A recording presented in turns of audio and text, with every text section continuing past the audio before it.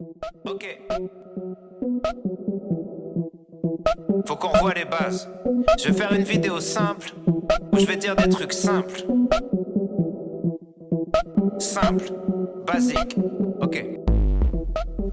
Simple, basique. Bonjour à tous. Aujourd'hui, deuxième partie du cours sur la matière à l'état microscopique. Faisons un zoom depuis la molécule jusqu'au noyau de l'atome.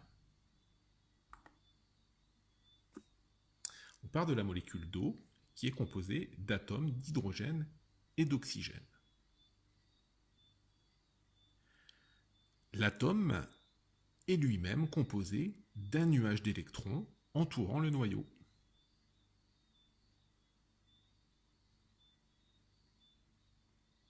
Ce noyau est composé de protons chargés positivement et de neutrons. Si on résume, l'atome est composé d'un noyau entouré d'un cortège électronique, les électrons, qui sont chargés négativement. Ce noyau est composé de protons chargés positivement et de neutrons qui sont électriquement neutres. Ces deux types de particules qui composent le noyau sont appelés les nucléons. Comme il y a autant de charges plus dans le noyau que d'électrons autour du noyau, l'atome est donc électriquement neutre. Le nombre de protons est appelé le numéro atomique. On le note grand Z. De ce numéro atomique va dépendre l'élément et son symbole.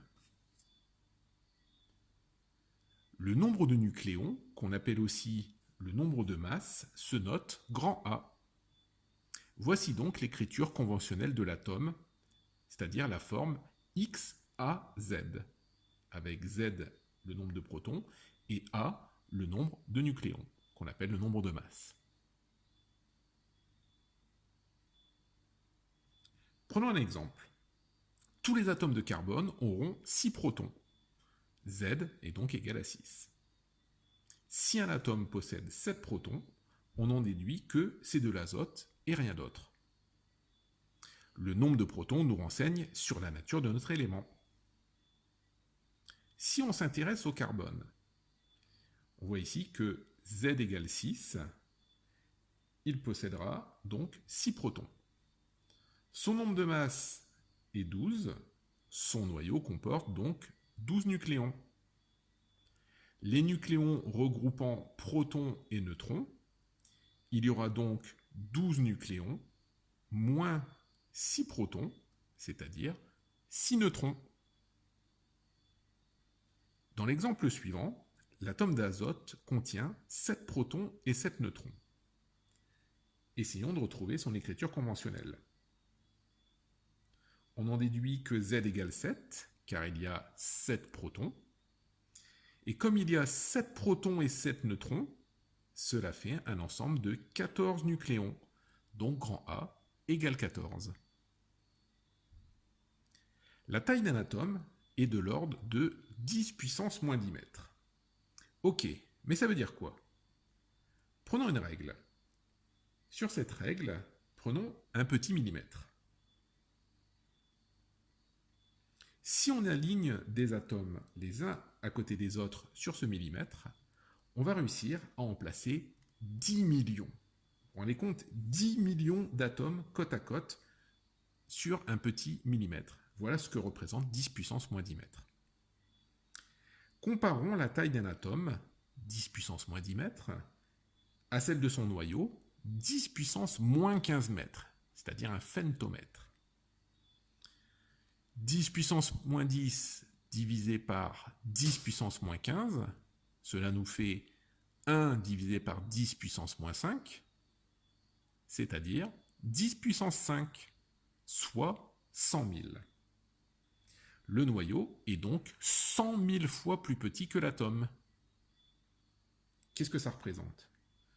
Imaginez si l'atome était représenté par le stade de France, c'est-à-dire 320 mètres. Son noyau, qui est 100 000 fois plus petit, serait un simple petit grain de riz placé au centre de la pelouse.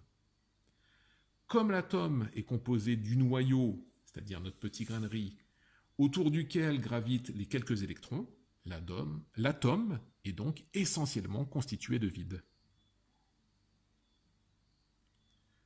En ce qui concerne les masses, on voit dans ce tableau que la masse de l'électron est négligeable par rapport à celle du proton et du neutron. En effet, il faut environ 2000 électrons pour atteindre la masse d'un seul proton. La masse de l'atome est donc concentrée essentiellement dans son noyau.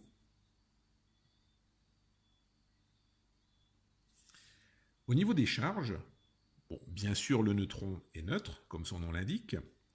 L'électron et le proton ont des charges opposées, 1,6 fois 10 puissance moins 19 coulombs et moins 1,6 fois 10 puissance moins 19 coulombs, qu'on va noter moins E et plus E, E étant ce qu'on appelle la charge élémentaire.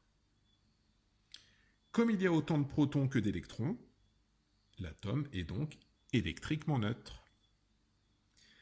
Voilà, c'est fini pour aujourd'hui. Je vous dis à bientôt pour une nouvelle vidéo. Basique, simple, simple, basique, basique, simple, simple.